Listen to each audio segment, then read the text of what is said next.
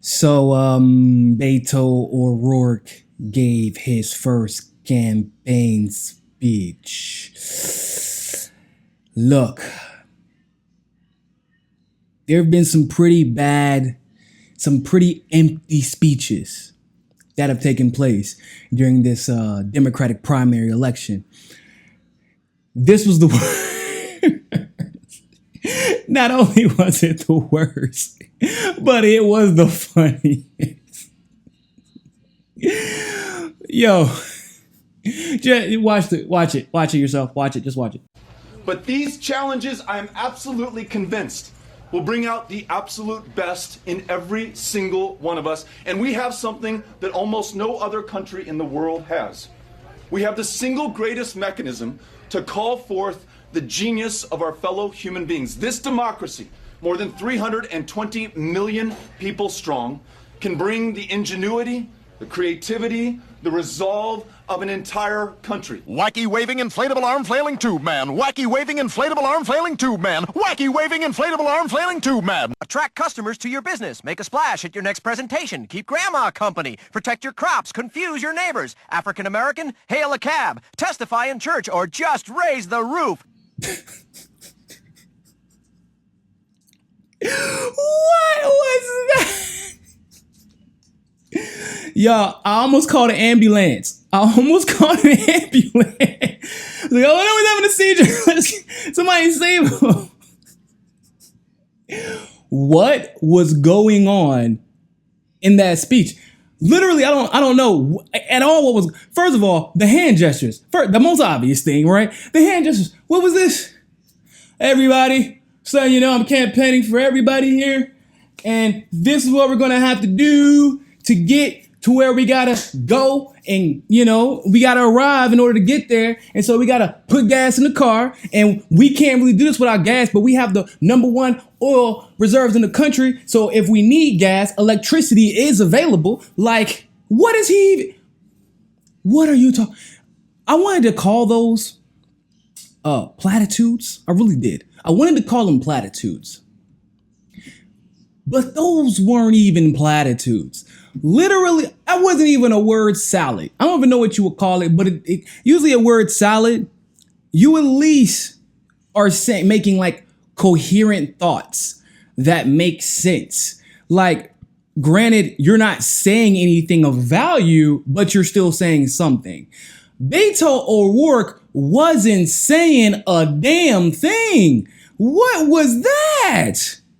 Bruh, listen, Beto, come here, dog. Come sit down beside Uncle Niko for a second. Dog, that ain't it. That ain't it. You, once again, what I tell you, I don't know who the consultants for these candidates are. I don't know who Kamala's consultant is. I don't know who Beto's consultant is. Elizabeth, like,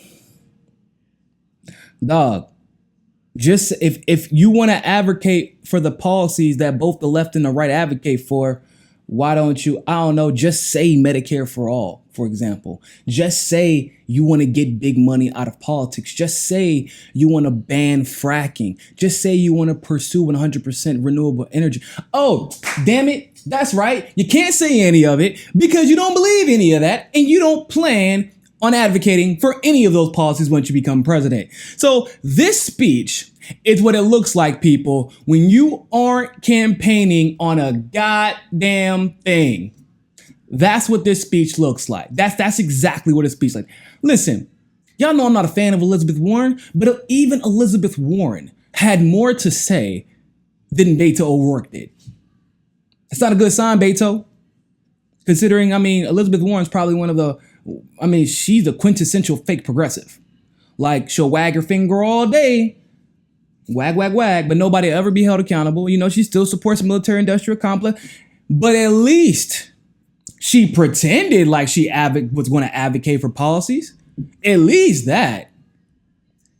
You gonna come into this race waving your hands. You probably smacked 5 people sitting in the audience. You didn't kill 3 of the people who were thinking about voting for you already. You're not helping your chances. Like, out the gate, you're not helping your chances. Like, we had 340 50,700,000 and minus 3 because I just killed 3 of them people with my speech. That's what just happened.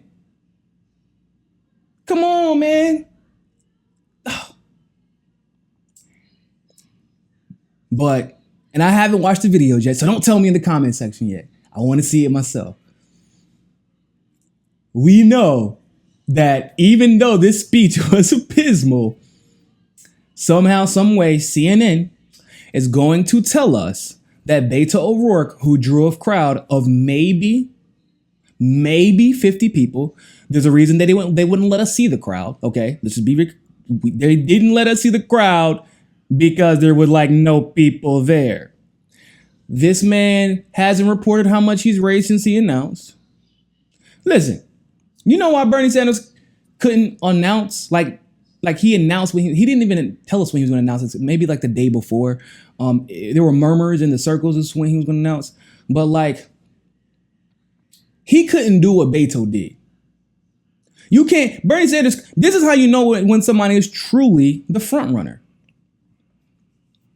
Do you think that Bernie Sanders could have showed up to a damn coffee shop, told CNN, MSNBC, Vanity Fair, everybody that he's about to announce that day? In all seriousness, you let Bernie Sanders show up to a coffee shop on January 20th, hereforth known at, was it January 20th? It was either January 20th or January 19th, whatever day Bernie Sanders announced. I call it Bernie Sanders Day because he shattered the walls of what we thought were political barriers. Like, oh, you know, sometimes a campaign fizzles out after you, but nah. Like Beto, dog, don't let these people gas you up to make you think that you actually are the front runner. And I can tell that little Vanity Fair cover, I was, why are you running for office, Beto? Well, I was just born to do this, really. I mean, have you seen my smile? Look at them, pearly whites. I use my Crest whitening strips every single day. And that is how I know every American can confide in me to get the job done. Do you use Crest whitening strips every day? Look at the lack of consistency on your part. You don't care about your teeth. That means you don't care about the country. I care about my teeth, clearly. So clearly I care about the country. Why you ask me stupid questions? Move on to the next one. Like, what is Beto offering us? Did he name anything? Like, seriously, if I missed it, let me know. But did he name anything of substance? Okay, no, that's the answer. So once again, Beto, don't let them Kamala you. They convinced Kamala that she was the front runner. Got bad news for Kamala. She was never the front runner.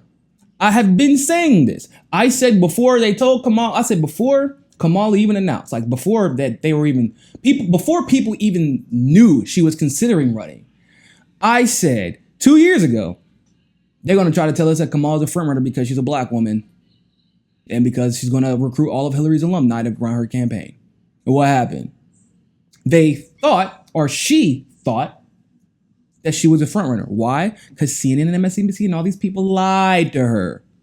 Beto, for the good of yourself in your campaign, if you don't want to embarrass yourself on this campaign, bro, you already lost to Ted Cruz, and so you're going to have a hard time convincing people.